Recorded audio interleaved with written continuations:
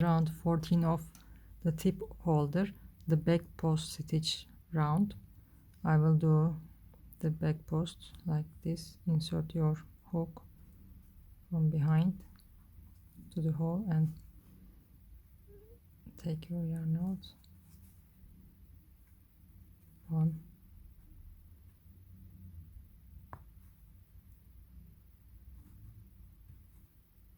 next hole, 2,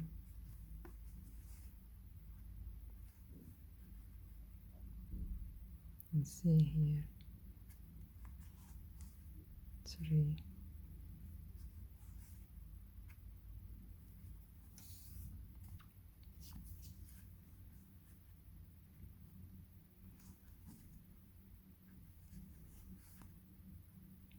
this is how you do it.